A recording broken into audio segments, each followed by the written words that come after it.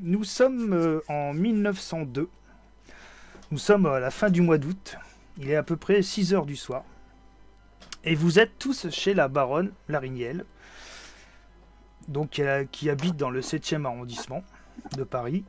Elle vous a fait parvenir une petite invitation, car elle organise mercredi 10 septembre une petite tombola en faveur des orphelins de la paroisse Saint-Thomas d'Aquin, donc qui se situe aussi dans le 7e arrondissement, où elle réside.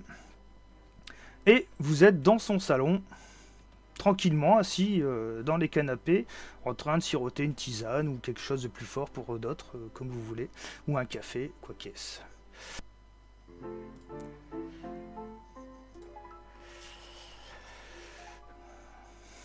Donc du coup, vous êtes chez la baronne, dans son petit salon, tranquillement, en train de discuter. Donc vous avez tous des... je voulais choisir le pourquoi du comment vous êtes chez elle. Certains sont juste passés dire bonjour. D'autres vont peut-être ramener des objets pour la future tombola de la baronne. Ou d'autres ont peut-être besoin d'une aide, car bon, la baronne Larignelle est une personne qui est quand même assez aisée. Et c'est une bonne paroissienne, et si elle peut aider son prochain, elle n'hésite pas à le faire. Donc vous êtes tous là autour d'elle, en train de discuter, et la baronne lance la discussion. Alors, mon cher Gaspard, j'ai entendu dire que votre boutique commençait à monter dans comment dire, la grande famille, quoi, on va dire. Hein, j'espère que mon bouche à oreille a porté ses fruits au niveau de votre boutique. Tout à fait, ma chère baronne. En effet, je dois reconnaître que je commence à avoir une clientèle de plus en plus intéressante, je dirais. J'imagine bien. Vous pouvez peut-être expliquer à nos amis ici présents quelle est votre... en quoi Ah, ma consiste profession, oui, votre boutique. tout à fait, Effectivement. oui, en effet, oui, il risque de ne pas comprendre. Oui, je suis brocanteur, donc je vais faire que tout ce qui pourrait se vendre et voir s'échanger, hein. Donc je fouille un peu à droite à gauche à la recherche d'antiquités ou de choses ou de curiosités, de choses un petit peu exotiques, voilà. Donc j'ai effectivement du coup une boutique, hein, dans la rue Mouffetard, hein, si ça vous intéresse de venir y jeter un œil, hein, vous serez les bienvenus. C'est Effectivement, très intéressant. c'est une très belle boutique, hein, je vous la conseille. Notamment au niveau des tableaux et quelques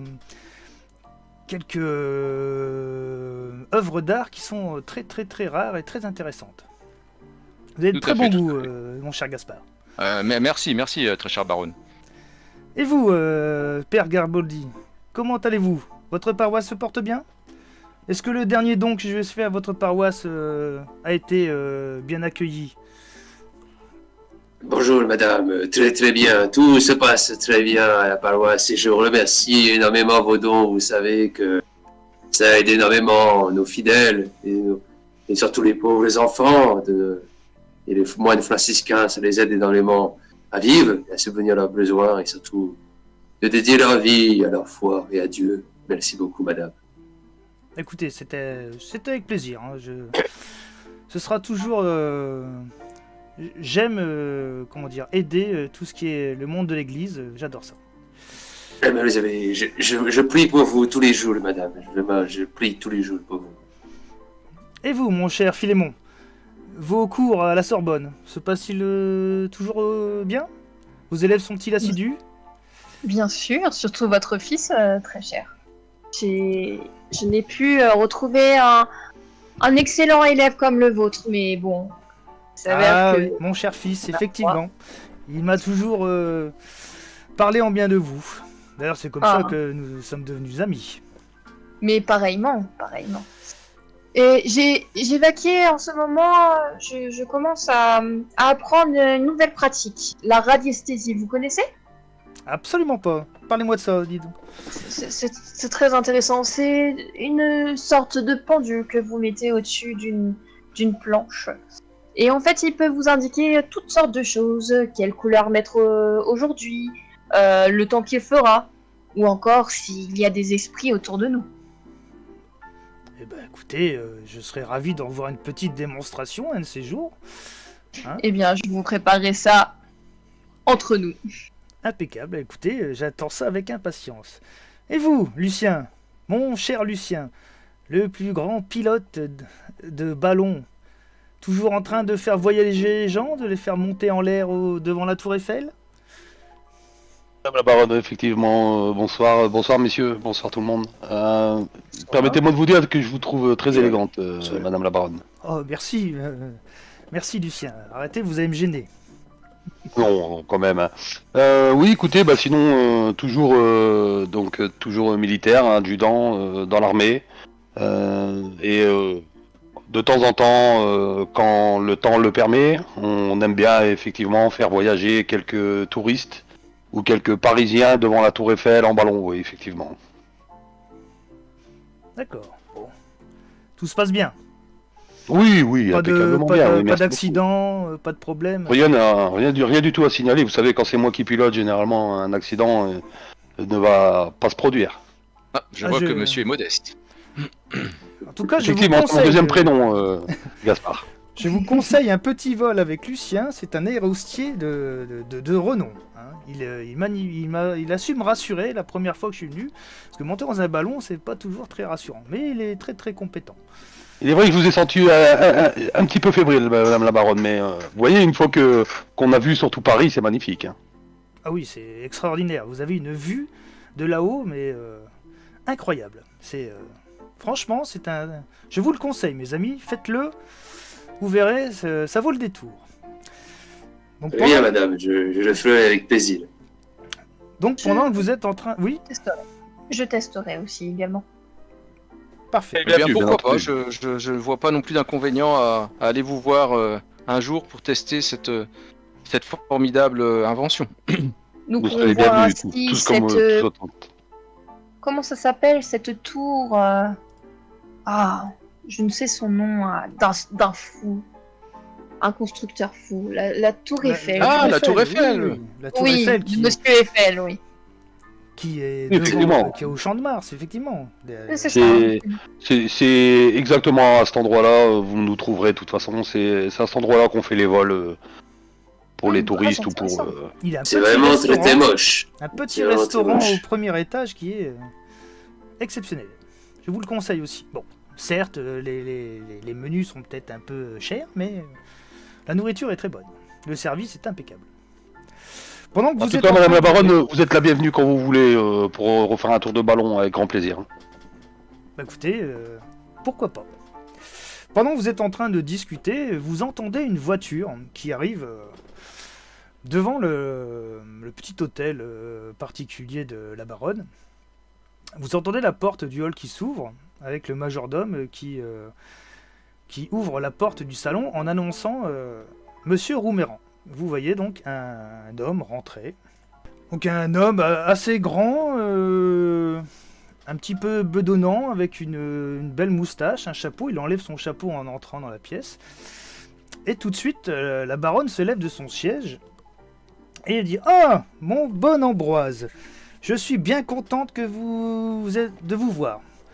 J'espère que vous avez apporté vos jouets extraordinaires. » Et vous voyez donc Ambroise qui avance et il traîne derrière lui une petite caisse à roulettes.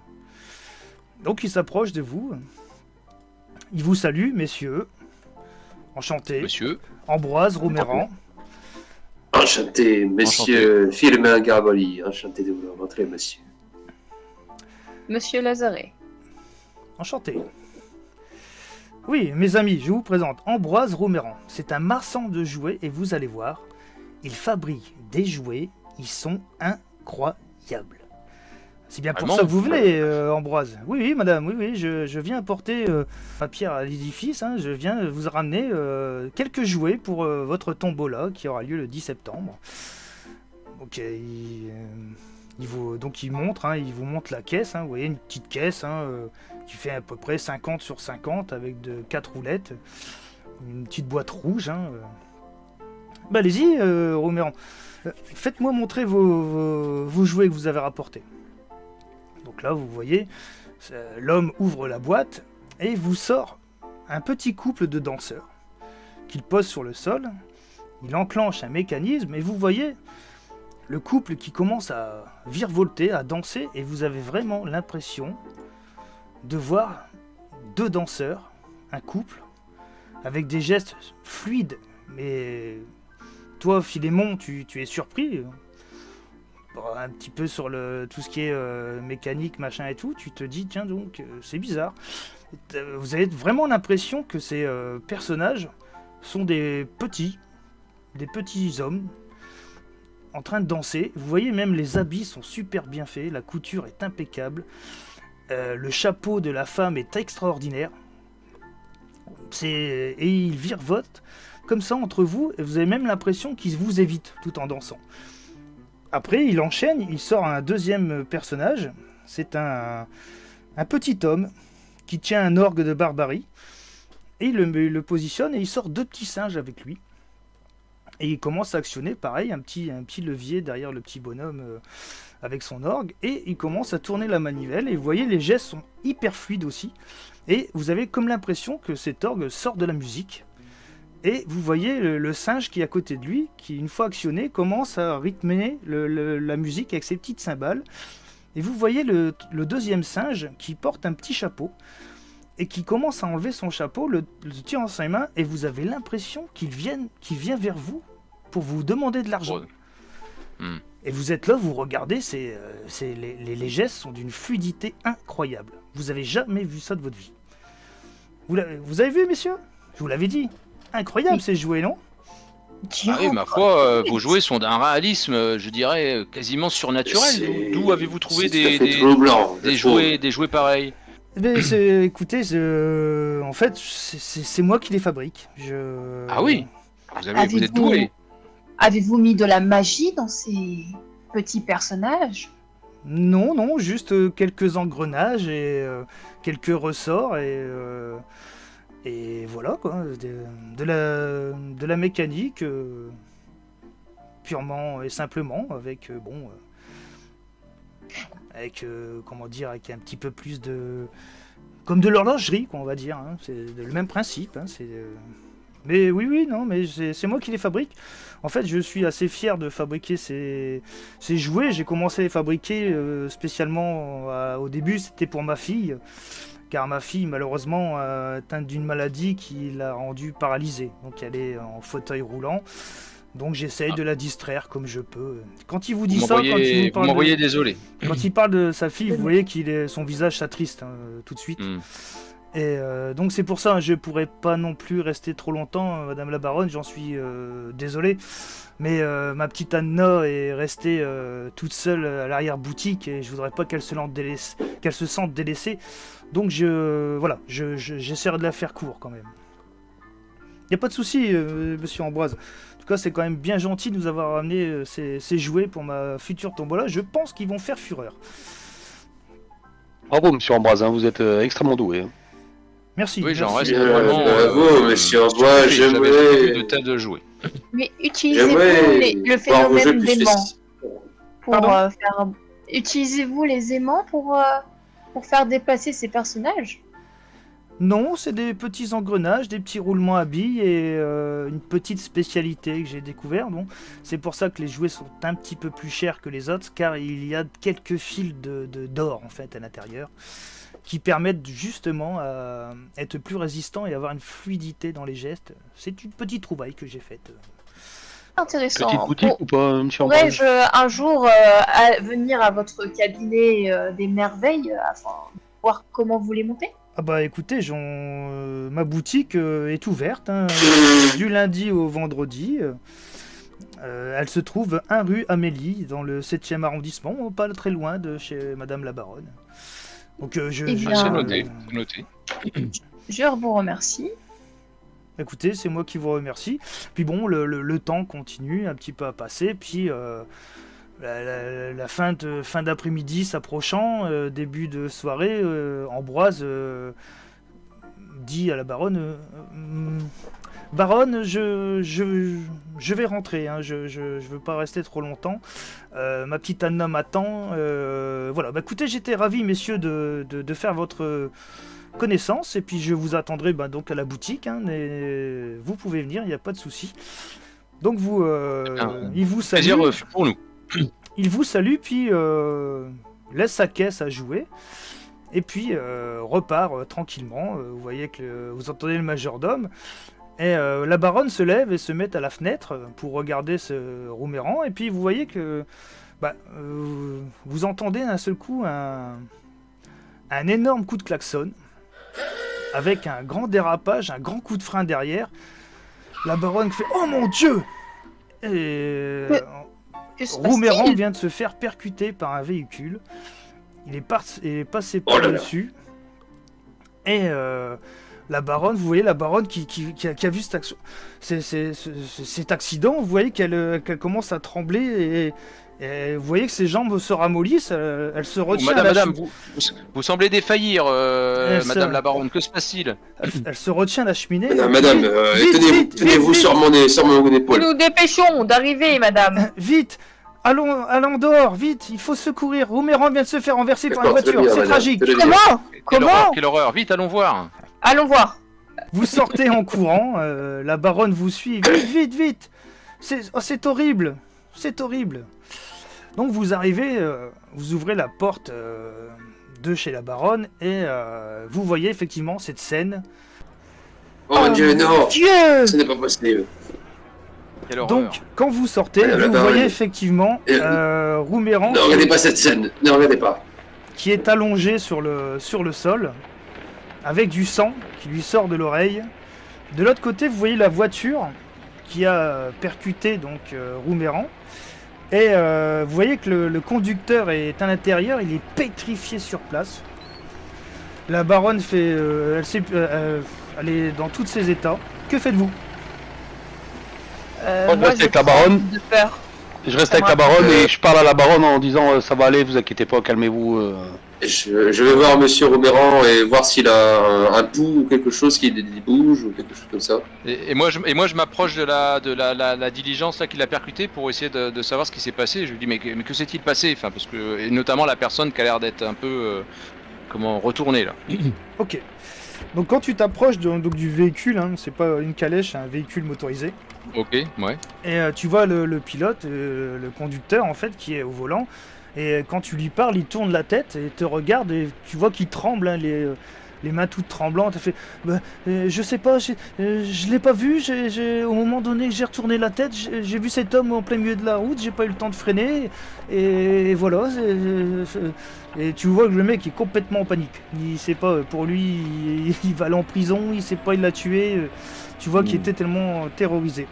Toi, Firmin, quand tu t'approches de Rouméran, tu entends Ouais. le son de sa voix qui fait Anna, ma petite Anna, s'il vous plaît, Anna. Et hop, il tombe il s'évanouit.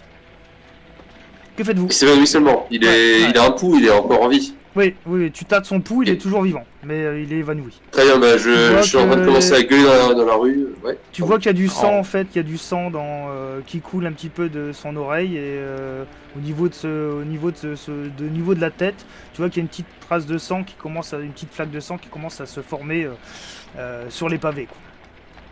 Les autres, Ok. que faites-vous? Bah, je gueule. Bah, il faut trouver des secours donc. Alors le je téléphone sais- existe, hein, le téléphone existe en 1900. Il relie généralement tout ce qui est les hôpitaux, l'administration et les maisons de grande fortune. Donc Ah bah, la donc, baronne, vu la que je baronne, suis- la baronne Elle a le un téléphone. Ouais. téléphone. Vu D'accord, que moi, je suis avec la demande à baronne, vu que je suis ouais. avec elle, la baronne, automatiquement, je vais dire, venons, rentrez, vous ne regardez pas ça et on va en profiter pour prendre votre téléphone et appeler les secours. Ok, bah Pour- toi du pour coup l'aider. tu re-rentres, tu prends la baronne avec toi, tu l'assois dans son salon, dans un petit canapé, dans son petit fauteuil. Et effectivement dans le salon tu vois qu'il y a un téléphone, hein, donc c'est les téléphones à l'ancienne. Hein. Donc tu sais que tu vas passer par les filles, les femmes du La téléphone, centrale et hein, tout, les, ouais. les demoiselles du téléphone qui vont te répondre et qui... Voilà, donc pour information, vous savez que l'hôtel le plus l'hôpital le plus proche, c'est l'hôpital Laennec, qui se situe à quelques pâtés de maison. J'appelle, je demande du coup, à la demoiselle du téléphone si je peux avoir le centre d'urgence d'hôpital. Mhm. Oui, bah, Ou les le pompiers, BAT, je sais pas, enfin les pompiers ils existaient aussi. Donc Ouais, mais à l'époque. Ouais, je suis c'est pas plus sûr l'ambulance, que- c'est plus les ouais, hôpitaux, Ah, c'est ils plus vont- les ambulances qui vont. du coup je les appelle, quand je les appelle, du coup je leur dis qu'un homme vient de se faire percuter par un véhicule motorisé devant chez la baronne. Il est au sol et du sang coule de son oreille. Qu'est-ce que nous devons faire en attendant qu'ils arrivent? Est-ce qu'on a des gestes à pratiquer ou pas? Bah donc tu as quelqu'un qui est au bout du téléphone hein, de l'hôpital Laennec. Il dit bah écoutez, mettez-le en position sur le côté et regardez s'il n'avale pas sa langue ou quoi qu'est-ce. Et surtout ne le bougez pas trop. C'est jamais s'il y a des fractures. On vous envoie une ambulance. Très bien, merci, faites vite. Et du coup je recours, je dis à la baronne restez là, une ambulance qui arrive. Et je recours dehors et du coup j'arrive sur Ambroise. Et je Ouais. le mets en position sur le côté et je regarde dans sa bouche qu'il avale pas sa langue en attendant les secours. Ok, bon, tu exécutes les quelques recommandations que Voilà, ouais. l'infirmière t'a dit au téléphone. Effectivement, donc il était déjà tombé sur le côté, donc tu le bouges pas trop, tu vérifies qu'il s'étouffe pas avec sa langue, tout va bien. Par contre, voilà, il respire très faiblement et son pouls est faible, mais il est évanoui, quoi. Donc Ok. que fait les autres? Est-ce que vous voulez faire quelque chose d'autre? Quoi qu'est-ce donc il y Ah, a le véhicule de Rouméran qui était stationné donc sur le trottoir. Hein. Et donc là, sur votre gauche, vous avez le véhicule avec Gaspard qui sont en train de discuter avec le chauffeur. Vous voyez qu'il a sorti le chauffeur un peu, le chauffeur et il se tient les mains sur les genoux, il est un peu abattu quoi. Ouais, c'est ça. Ouais. Moi, perso, j'essaye enfin, quand même un peu de le rassurer en même temps, mais bien que je comprends pas pourquoi il l'a pas vu, mais bon, voilà, quoi. Je me rends compte qu'il a l'air d'être complètement, traumatisé par ce qui vient de se passer. Donc bon, d'un autre côté, j'essaie quand même un peu de le rassurer, voilà. Philémon, tu fais quelque chose ou Moi, ça me choque parce que j'aime pas voir la mort. Je suis un peu tremblant et j'essaye de reprendre mes esprits. Et tout de suite, ce que je demande, c'est, ce que je remarque, c'est que bah la fille à Ambroise est potentiellement chez elle toute seule. Mhm. Et du coup, je vais en parler à mes camarades et peut-être essayer de trouver des clés de chez lui pour peut-être parce qu'il a dit qu'elle était très malade. Donc il Ok. fallait pas trop la laisser toute seule. Donc essayer d'aller jusqu'à là-bas pour voir si elle allait bien et puis l'informer de ce qui se passe.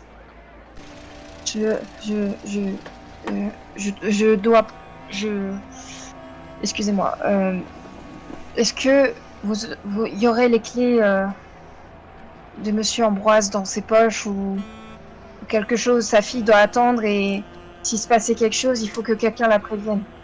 Bah, écoutez, je sais pas, là pour l'instant je l'ai mis sur le côté, on attend une ambulance, on m'a dit de surtout pas le bouger, donc j'ai pas regardé dans ses poches. Vous commencez à entendre peut-être les regarder dans ses sirènes de poches. l'ambulance qui arrivent au loin. Il faudrait peut-être prévenir la police aussi peut-être pour qu'elle vienne et que peut-être elle contrôle le chauffeur aussi de ce véhicule, je sais pas.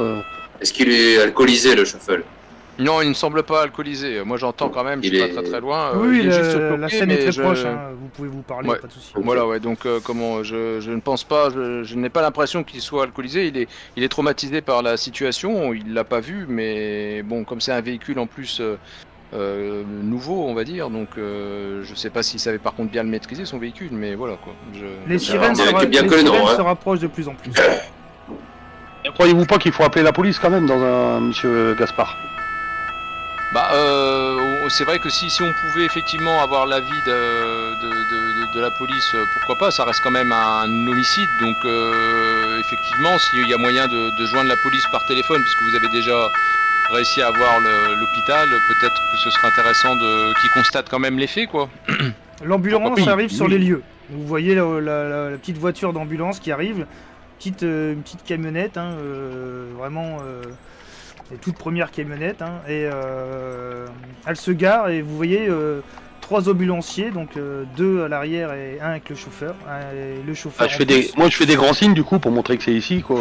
Donc ils accourent hein, directement vers toi, hein, qui fait des signes, Lucien, et tout de suite se mettre à s'occuper de Monsieur Rouméran qui est sur le côté. Donc ils lui ramènent une civière et ils commencent à le déplacer tranquillement, ils font les premiers soins, les premiers contrôles de base, hein, et puis ils mettent Roméran sur une civière qui porte tout doucement, délicatement, jusqu'à leur petite fourgonnette. Ils ferment les portes et le chauffeur vous dit: la police va pas tarder à arriver, nous les avons prévenus. Ah Nous bah très bien, occupons très de bien. monsieur Roméran.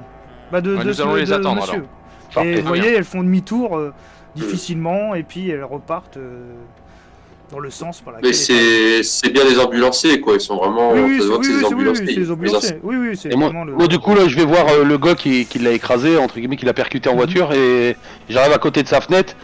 Et du coup, Ah, il est sorti, Ah, il est sorti, hein, je l'ai Ah, sorti. il est ouais, descendu. ouais, Ah, ok, ouais, moi, je croyais qu'il était en je cours. Ouais, suis il est en train appuyé de- sur sa portière, je suis en les train mains de- sur les genoux et en train de souffler et de limite tu vois qu'il y a un petit peu les larmes aux yeux quoi. C'est il est Ok, complètement bah je vais à terrorisé. côté en fait, et je dis rien, mais je vais à côté, et c'est surtout pour surveiller qu'il remonterait pas dans sa voiture pour se barrer quoi. Oh non, mais je pense pas. Ok. Sincèrement, il a l'air d'être tellement traumatisé Donc qu'il. oui, de suite mais à côté, donc quand tu t'approches, il lève sa tête hein, et tu vois que ses yeux sont brillants, pleins d'eau.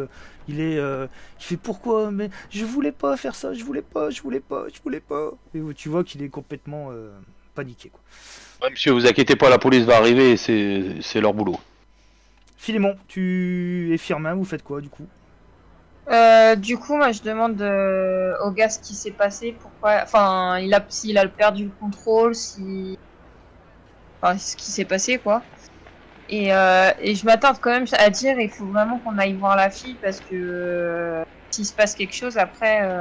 Mais je conçois ce que vous dites, Philémon. Je pense juste que nous devrions attendre l'arrivée de la police pour au moins expliquer ce que nous avons vu. Et après, peut-être en discuter avec notre hôte. La baronne doit sans doute savoir où réside monsieur. Je ne sais plus son nom. Et Roméran. voilà, Gourméran. Et et peut-être pourra-t-elle nous en dire plus pour se rendre chez lui. Donc vous Vous voyez, inquiétez pas, cher ami, vous hein, vous entendez inquiétez pas. la sirène de la Ah. police qui arrive, donc au loin, et en même temps la baronne qui rouvre la porte hein, de chez elle, elle se sent un peu mieux, et effectivement, elle s'écrie la petite Anna, il faut aller prévenir la petite Anna, allez la chercher, elle peut pas rester là-bas toute seule, c'est pas possible. Au pire, vous ramenez-la ici chez moi. Elle habitera chez moi le temps que son père est à l'hôpital. Elle est toute seule, cette gamine, en fait. Très bien, madame. La baronne, allez écoutez. chercher la petite. Et- Très cher baronne, sinon Vous la l'avez police dit, je vous peut s'en l'avais charger. La police peut Oh, charger mais de ça. vous savez, hein. En la métropole. police, en ce moment, la police, elle est, hein, moins on leur demande, mieux ils se portent. Hein, je peux vous assurer que, bah, vous verrez quand ils vont Je arriver, vais vous faire- allez bien voir. Je vais De le toute façon, ils sont faire, en train madame. d'arriver, Je vais le faire J'entends pour les vous. sirènes, là. J'entends la cloche là, de la police. Je sais pas s'il y avait des sirènes à l'époque, soit dit en passant. Ouais. Et très cher baronne, on va attendre que la police est là pour Bam, leur expliquer un peu ce qu'on a vu et ce qu'on a fait. Et ensuite, nous irons voir si nous pouvons trouver Anna et le ramener chez vous.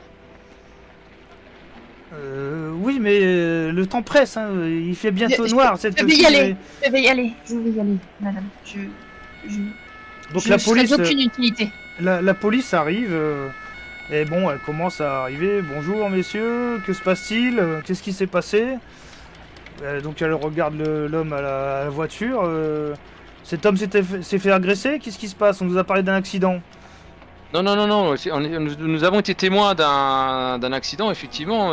Nous étions dans le salon de madame, madame la baronne, et ce monsieur venait tout juste de sortir de chez elle, et il vient de se faire renverser par cet homme, par ce véhicule. Donc là, il vient d'être évacué par une ambulance. Il est parti pour l'hôpital Laennec. Et voilà, vous voyez bien, ce monsieur a l'air d'être traumatisé. D'après ce qu'on a compris, il a perdu. Enfin, il l'a pas vu en fait, il l'a percuté et voilà quoi, il l'a accidenté. Donc après, on vous a appelé pour que vous constatiez les faits. Parfait. Bon. Donc il se retourne vers son collègue, ils sont deux. Hein, et lui dit Gaëtan, occupe-toi de monsieur là. Je vais garer la voiture sur le côté. On va embarquer cet homme, on va le ramener au commissariat, il va nous expliquer exactement ce qui s'est vraiment passé. Bon bah écoutez messieurs, merci bien, on s'occupe de s'il vous plaît, monsieur, cet homme. Oui. Oui, excusez-moi, je suis adjudant Lucien de la Guillemette, enchanté. On a Enchanté. été du coup témoin de cet accident et du coup ce monsieur qui a été transporté à l'hôpital, monsieur Ambroise Roméran, nous avait parlé justement chez la baronne qu'il y avait une petite fille chez lui, donc sa fille à lui, Anna, qui est toute seule et malade chez lui. Vous pensez que vous pouvez faire le nécessaire pour aller la chercher et la ramener ici ou on doit y aller nous-mêmes? Si c'est un ami à vous, allez-y. Hein, si vous le connaissez, allez-y et voir cette petite fille. Prévenez-la que son père a un accident. Nous, pour l'instant, on va s'occuper de cet homme. Je vais prendre vos noms hein, pour une prochaine déposition par rapport au témoignage. Mais occupez-vous de la fille. Pour l'instant, on n'aura pas trop le temps là-dessus.